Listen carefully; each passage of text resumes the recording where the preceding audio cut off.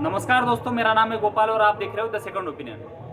मैं आज आपके सामने एक अलग और यूनिक एक मेरा ऑब्जर्वेशन आपके सामने लेके आया हूँ कि कैसे मोदी जी ने आचार्य चाणक्य की बातें को यूज करके अपने कैंपेन में यूज करके जो अपोजिशन थे उनको गुमराह करने की कोशिश किया, उनको गुमराह करने में उन्होंने सक्सेस पाई है। तो मैं आपको उसका विश्लेषण आपके सामने रखने की कोशिश करूंगा। लेकिन प्लीज़ दोस्तों, मेरे चैनल को अगर आपको मेरा विश्लेषण अच्छा लगता है तो आप मेरे चैनल को लाइक, शेयर और सब्सक्राइब जरूर कीजिएगा। तो सबसे पहली बात, अगर आप पिछले कुछ दिन से अगर ये चीज़ किसी ने ऑब्जर्व की है तो प्रशांत किशोर एक पॉलिटिकल स्ट्रैटेजिस्ट है जिनके आईपैक नाम की कंपनी में मैंने आपको पहले बता चुका हूँ। उन्होंने कई बार बताया कि मोदी जी पॉलिटिकल गेम खेल रहे हैं, पॉलिटिकल मतलब उसको साइकोलॉजिकल वारफेयर जिसको बोलते हैं वो चीज़ खेलने की कोशिश कर रहे हैं। जैसे ही प्रधानमंत्री नरेंद्र मोदी ने पार्लियामेंट में खड़े होकर एक स्लोगन दिया कि इस बार 370 बीजेपी पार और 400 पार एनडीए, तो उस दिन से दोस्तों सारे पॉलिटिकल सेफोलॉजिस्ट हो गए इंडिया में, जो भी अपोजिशन के कैंडिडेट्स थे, जो भी अपोजिशन पार्टीज थी, उन्होंने इस चीज़ पे डिस्कशन करना ही बंद कर दिया कि मोदी जी सरकार में आने वाले हैं या नहीं आने वाले हैं। एनडीटीवी का इंटरव्यू में मोदी जी का देख रहा था तो मोदी जी ने भी ये चीज़ को कंफर्म किया कि मैंने पार्लियामेंट में एक ऐसी चीज़ कही जिससे थर्ड फेज तक, मतलब 3 फेज के लिए चुनाव होने तक पॉलिटिकल पार्टीज यानी अपोजिशन को समझ ही नहीं आया कि मोदी चुनाव लेके कहा जा रहा है। तो दोस्तों, कहने का तात्पर्य है कि आचार्य चाणक्य क्या कहा करते हैं। आचार्य चाणक्य ने उनके अर्थशास्त्र नाम के बुक में कहा है कि जब आपको किसी को कमजोर करना हो तो आपको उसके साइकोलॉजी के साथ खेलना होगा, तो उसे वो कहते हैं साइकोलॉजिकल वॉरफेयर।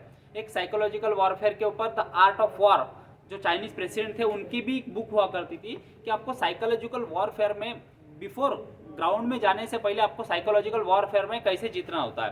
तो आचार्य चाणक्य ने कहा है कि जब भी आप किसी राजा को, अगर आपको दमन करना हो या फिर किसी भी राजा को आपको पराजित करना हो, तो किसी भविष्यकर्ता या फिर ज्योतिष को उसके पास भेजो और बोलो कि बैड टाइम्स आर कमिंग। जब भी आप किसी चीज़ को, आप किसी ज्योतिष को या एस्ट्रोलॉजर को एक राजा के पास भेजोगे और बोलोगे कि बैड टाइम्स आर कमिंग, इसका मतलब ये होगा कि वो राजा मन से टूट जाएगा, राजा सोचने पे मजबूर हो जाएगा कि भाई ऐसी क्या चीज़ होने वाली है मेरे साथ जो बुरे दिन आने वाले हैं। तो इसे कैसे कहते हैं दोस्तों, साइकोलॉजिकल वॉरफेयर। उसी साइकोलॉजिकल वॉरफेयर का इस्तेमाल नरेंद्र मोदी जी ने इस कैंपेन में कैसे किया मैं आपको बताऊंगा। जैसे ही नरेंद्र मोदी जी ने पार्लियामेंट में खड़ा होकर बयान दिया कि भाई इस बार बीजेपी 370 पार और एनडीए खुद के भरोसे 400 पार, तो उस दिन से मित्रों, उस दिन से इंडिया में ये डिस्कशन ही बंद हो गया कि मोदी जी चुनाव हार रहे हैं या मोदी जी चुनाव जीत रहे हैं। उस दिन से सिर्फ एक ही चीज़ पे डिस्कशन चल रहा है कि हम भी देखते हैं कि मोदी जी 400 पार कैसे कर पाते हैं। यही चीज़ दोस्तों मोदी जी चाहते थे। सारा नैरेटिव उन्होंने अपने हिसाब से सेट किया।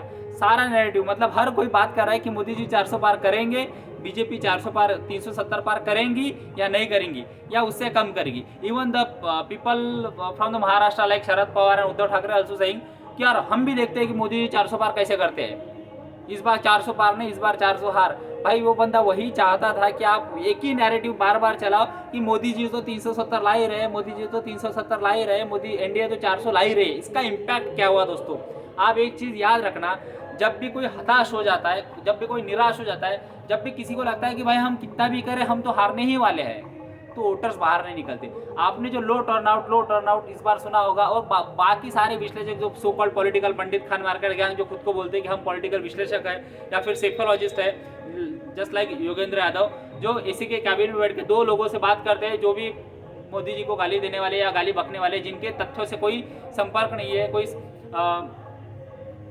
कोई साक्षात्कार नहीं है, वो लोग कहते हैं कि भाई इस बार मोदी 400 पार तो जीत ही नहीं सकता, इस बार 268 आएंगे, 270 आएंगे। ये कब शुरू किया उन्होंने, ये शुरू किया थर्ड फेज के इलेक्शन के बाद। थर्ड फेज के इलेक्शन के बाद आपको समझ में आएगा कि भाई बंदा ये नैरेटिव अलग ही तरफ से लेके चला है, ये बंदा नैरेटिव अलग ही चला रहा है और हम उस नैरेटिव में फंसते जा रहे हैं। तो उस दिन से, जिस दिन मोदी जी ने पार्लियामेंट में खड़े होकर बात की कि 370 पार, उस दिन से मोदी हारेंगे, मोदी जीतेंगे, ये चीज़ सारे लोग भूल गए और सारे लोग एक ही चीज़ के पीछे पड़ गए कि मोदी की 370 पार बीजेपी की या 400 पार एनडीए के कैसे होते ये हम भी देखेंगे। तो दोस्तों, इसे कहते हैं साइकोलॉजिकल वॉरफेयर, और इसी में ये नैरेटिव गढ़ने में मोदी जी कामयाब हो गए।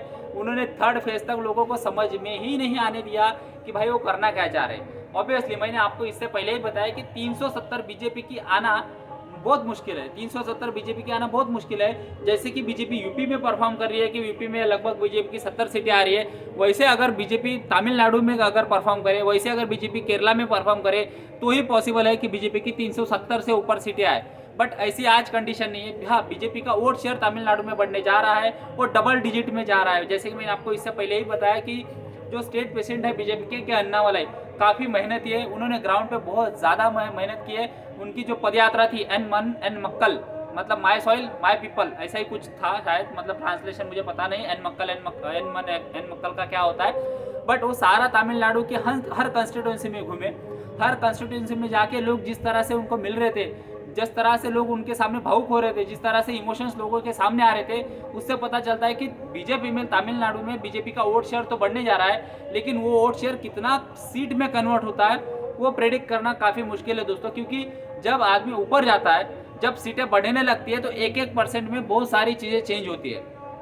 1-1% में बहुत सारी चीज़ें चेंज होती है, तो सीटों का अनुमान लगाना बहुत ज़्यादा मुश्किल हो जाता है। लेकिन एक चीज़ उतनी ही सच है दोस्तों कि तमिलनाडु में इस बार बीजेपी अपना खाता खोलने वाली है, केरला में भी बीजेपी इस बार अपना खाता खोलने वाली है।